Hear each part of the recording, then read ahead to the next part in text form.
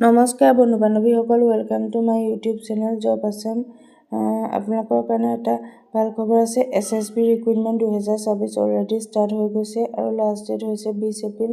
যদি আপুনি এপ্লাই নকৰে তেতিয়াহ'লে এই সুযোগ মিছ হৈ যাব। এইবাৰ SSBয়ে নতুন ভেকেঞ্চি ঘোষণা কৰিছে। এপ্লাই প্ৰচেছ আৰম্ভ হৈছে 21 মাৰ্চৰ পৰা আৰু চলিব 20 এপ্ৰিললৈকে। আৰু এপ্লাই কৰিবলৈ হ'লে প্ৰথমে আপোনালোকে অফিচিয়েল পৰ্টেলত যাব লাগিব। তাৰপিছত অনলাইন এপ্লিকেশ্যনত ক্লিক কৰিব লাগিব। তাৰপিছত ৰেজিষ্ট্ৰেশ্যন সম্পূৰ্ণ কৰিব লাগিব।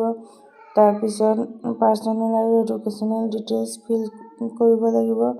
তাৰপৰা ৰিকুৱাৰ্ড ডকুমেণ্টছ আপলোড দিব লাগিব। তাৰপিছত এপ্লিকেশ্যন ফিজ পে'মেণ্ট কৰিব লাগিব আৰু শেষত ফৰ্ম ছাবমিট কৰি প্ৰিণ্ট আউট লৈ ল'ব লাগিব। মনত ৰাখিব, লাষ্ট ডেট 20 এপ্ৰিল। সেই সময়লৈকে ৱেইট কৰি নাথাকিব। আৰু এই ধৰণৰ ডেইলি জব আপডেট পাবলৈ মোৰ চেনেলটো ছাবস্ক্ৰাইব কৰি থ'ব। আৰু যদিহে চেনেলটো ইউজফুল বুলি ভাবে তেতিয়াহ'লে বন্ধু বান্ধৱীসকলৰ মাজত চেনেলটো ছাবস্ক্ৰাইব কৰি দিব। আৰু পোষ্টসমূহ ভাগ কৰা হৈছে washerman, barber, water carrier, welder tailor, gardener, cobbler. আৰু পোষ্ট ৱাইজ ভেকেঞ্চিসমূহ হৈছে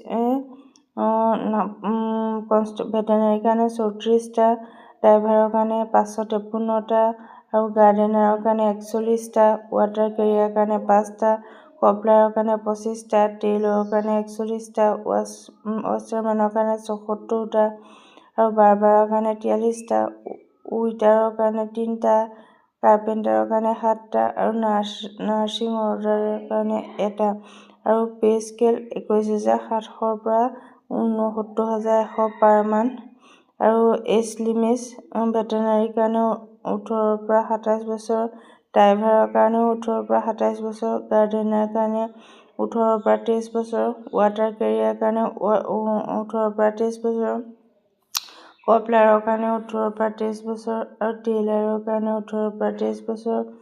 একেধৰণে ৱাছাৰমেনৰ কাৰণেও 18 পৰা 23 বছৰ আৰু বাৰ্বাৰৰ কাৰণেও 18 পৰা 23 বছৰ, উইটাৰৰ কাৰণেও 18 পৰা 23, কাৰ্পেণ্টাৰৰ কাৰণে 18 পৰা 25 বছৰ আৰু নাৰ্ছিং অৰ্ডাৰলিৰ কাৰণে 18 পৰা 27 বছৰ। আৰু এজ ৰিলেক্সেশ্যন OBC কাৰণে 3 বছৰ, SC কাৰণে 5 বছৰ, ST কাৰণে 5 বছৰ। আৰু ভেটেনাৰীৰ কাৰণে কোৱালিফিকেশ্যন লাগিব 10th পাছ যিকোনো ৰিকগনাইজ বৰ্ডৰ পৰা আৰু 1 year experience in the treatment of different species animals in recognise veterinary hospital. আৰু ড্ৰাইভাৰৰ কাৰণে 10 পাছ হ'লেই হ'ব আৰু valid heavy vehicle driving licence থাকিব লাগিব। আৰু constable, gardener, water carrier, cobbler, tailor, washerman, barber, ৱেল্টাৰৰ কাৰণে মেট্ৰিক পাছ কৰা হ'ব লাগিব আৰু 2 years ৱৰ্ক এক্সপিৰিয়েঞ্চ থাকিলে ভাল হয়।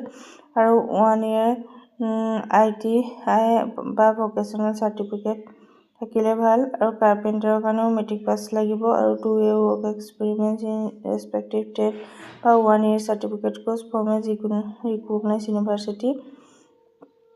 আৰু application fees credit card, debit card বা নেট বেংকিঙৰ জৰিয়তে পে' কৰিব লাগিব। যদিহে আপোনালোকে ইলিজিবল আৰু ইণ্টাৰেষ্টেড হয় তেনেহ'লে এপ্লাই কৰিব পাৰে। আনৰিজাৰ্ভ OBC EWSৰ কাৰণে 100 টকা ফিজ, SC ST ফিমেলৰ কাৰণে কোনো ধৰণৰ ফিজ নাই। আৰু এপ্লাই কৰিবৰ কাৰণে SSB ৰিক্ৰুইটমেণ্ট পৰ্টেলত যাব।